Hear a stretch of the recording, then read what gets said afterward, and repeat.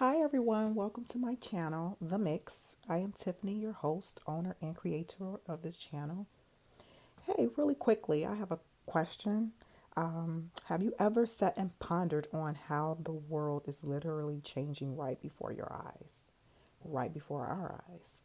That's something to really ponder. Have you ever just sat back and just pondered on that? Especially here in the United States. So, what does it mean when I say this? We went from cashiers hired to cashiers fired, or they were moved to another field of work. For the most part, we went from, for the most part, consumers have become cashiers at the grocery store, supermarket, some department stores, or big box stores. Heck, even the online purchases, we are now cashiers. That is just really, literally crazy. So why do I keep asking myself just why is everything just constantly changing so rapidly? Well, it's simple. The answer is technology and money. See, you guys, corporations are saving a substantial amount of money hiring people for specific jobs or roles, and I call that job replacement. Yes, I do. Especially when they can get about five people to do the job of one. So, however, in this era of self checkout, corporations have now passed on the responsibility to the consumer, you and I. And I do not believe this is fair, in my opinion, passing on an implied job position, because that's what it seems like an implied job position. Once you leave work, you have to go somewhere else and probably do your basic essentials in terms of grocery shopping or shopping for household products, and then you end up at the checkout checking out yourself, in terms of cashier type of job function passed on to the consumer. I always say though, technology is a gift and a curse, and both I do believe can be true. And like I said, in my opinion, it's not fair, because the last thing anyone wants to do is when you're working out in the field and you leave work, you may have some errands, like I said, to run after work, and you want to get some things out the way, maybe want to have a special meal that night. So you go to the grocery store, big box store, whatever the case may be, and go pick up some items. Now you're faced with, you're at a checkout, you're faced with sometimes either waiting for a cashier if there's a available cashier in a long line, and then or you have a decision to make, meaning go to the self checkout. So it's like we're doing more work, and in some instances cashiers are not always available. They have those cashier registers closed, the ones that have people there that could ring up your merchandise, or check you out themselves, as opposed to you doing it as an individual on your own. But yeah, so I really believe we've all been hired. We all have a second job, and it's crazy because you have to you search for these products, or you go pick up these products for that you need for home, for your life, everyday living, day to day living necessities, and you have to you're shopping, and you're spending your money, and like I said, you're operating from a self checkout function. It's just weird, and to me, it's more work. Anyway, but nevertheless, so yeah, this is changing, like I said, rapidly. But let me dive into the discussion at hand, the topic at hand. My commentary on gas stoves possibly being outlawed or banned in the near future, or in the future. This decision is somewhat on the same wavelength as EVs. And that acronym for EV means electric vehicles.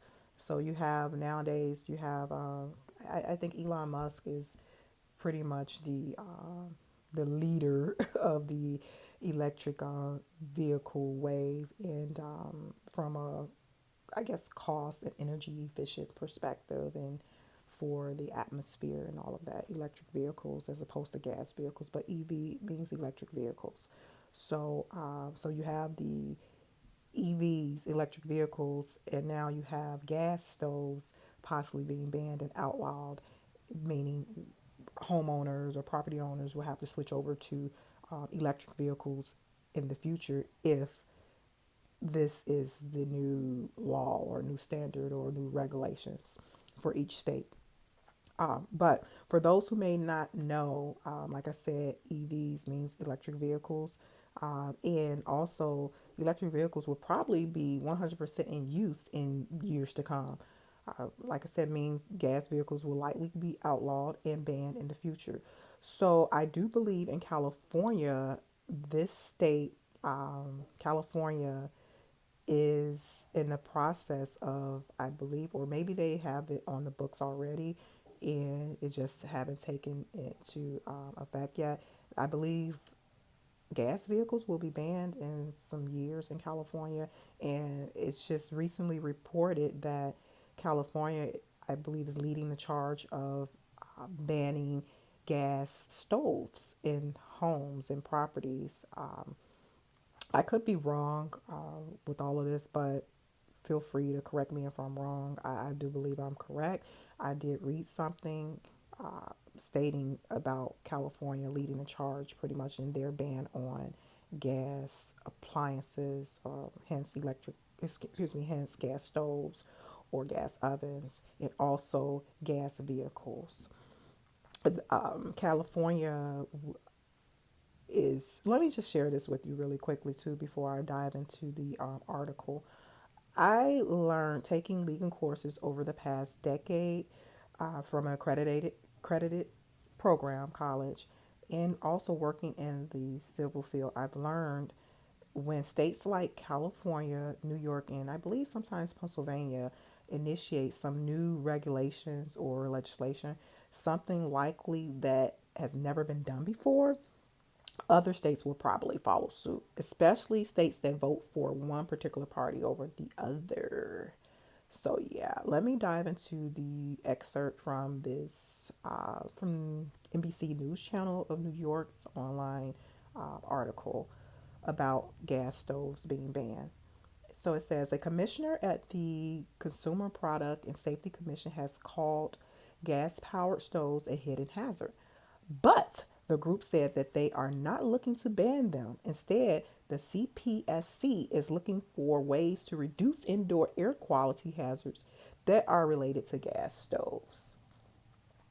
It's extraordinarily unlikely that any future ban would ever require somebody to replace an existing appliance. And this was said by the Consumer Reports appliance um, officer, I guess, editor, excuse me, Paul Hope. However, some states like New York and California are already moving towards prohibiting the sale of new gas appliances by year 2030. So that kind of answers my question. So, like I said, New York and California, when you states like that, when they're leading the charge of something, most states usually follow suits. Most states, not all states. So the article further states, so while those with gas stoves can breathe a little easier knowing they won't have to pay for a major appliance switch in coming years, the question still remains, are natural gas stoves safe? So I'm not going to dive into the safety concerns of this. I'm sure the question on safety is debatable based on science and studies. That topic is for another day and another discussion. I haven't further conducted any research on the safety measures in comparison to from gas to electric. I have not, and I'm not going to say I will be doing that in the future, but possibly. But I am not a scientist and I'm not a researcher in terms of comparing the data for both gas versus electric. Nevertheless, but outside of the safety question, can we say there may also be a bigger picture at hand, meaning production of more electric stoves, and who will profit from it? So, who will be profiting from these electric stoves? Just imagine owning a home and your appliances run off of gas. Most of your appliances run off of gas, water heater, all of that. Your what I think washer and dryer runs off of gas. However, in the interest of sticking to the topic at hand, I'm going to say, okay, owning a home or owning a multi-unit property, say your stoves are just strictly gas, your stoves, your ovens are strictly gas. So, hypothetically speaking, if there is eventually a ban on gas stoves or ovens in your state, the cost to replace or update could be astronomical, contrary to what the article is saying. And again, pay attention to the keywords in some of these articles: likely, unlikely. That just leaves room for, when you hear terms like likely, unlikely, highly, or probably, that just leaves room for change. Meaning they're not giving you a definite yes or no, but don't be surprised if moving forward in the future they come back around and say, hey, based on this study or based on this research and based on this data, we feel that uh, gas stoves is hazardous because we did a study here in this state and this data and in this area. So they can possibly change, So pay attention to words like highly, likely, and all of that. But as I was stating, so hypothetically speaking, if there is eventually a ban on gas stoves in your state, the cost of replacement or update could be astronomical, especially if you are an owner of a multi unit property. Um, so think from a multi unit property owner perspective. Just say you may own two homes. And each home is a residential property, but you're a multiple property owner. Or you could own 4 units, a quad, or more than 4 units. And say, for instance, you have to eventually replace the gas stoves, gas ovens because of a local or state or federal mandate in doing so, and being up to code, or you will be fined, or liens probably will be placed against your property eventually, especially if you're fined and you don't pay the fines and things of that nature that attaches on to that. And I'll go more into liens and judgments. That's my niche, really. So, but nevertheless, just say you have to replace the appliances, the gas appliances, and they are stoves. That could be astronomical, the cost for that. And then also you have to take into consideration how old is a building, because mostly with properties we acquire, if it's not a new construction, you're acquiring a property from someone else, a former homeowner, a former building owner. So you're acquiring whatever problems or whatever updates they've made or they may have not made and never reported it to the local county or municipality, office. So you're stuck with that. And just say you have to replace your gas stove with an electric stove. You're looking at multiple units. That is definitely expense. You're looking at the structure of the building. If there needs to be some type of update to fit this type of switch out, from gas to electric. And that can be a cost in itself. You just never know the structure of the building. You never know what you have to switch out in terms of piping. Never know what's attached to it in association with turning off the gas and things of that nature. The expense could be quite expensive, in that area. Okay, so let's follow the money, you guys. Let's follow the money. So check out my next video on the following. Show me the money. And I mean that from a regulation perspective, donors, contributors, things of that nature. So let's follow the money. When certain regulations or laws come into play, this will likely make you wonder, does following the money have a strong influence on different rules, law changes, regulations, different interests, and all of that? Following the money. So before I go, I need for you all to like, share, and subscribe to my channel. Those who are just digitally passing by, like, share, and subscribe to my channel. Also hit the notification and check out part 2 of this, following the money. Part 2 is going to definitely spark your minds. So those passing through, again, subscribe to my channel, The Mix.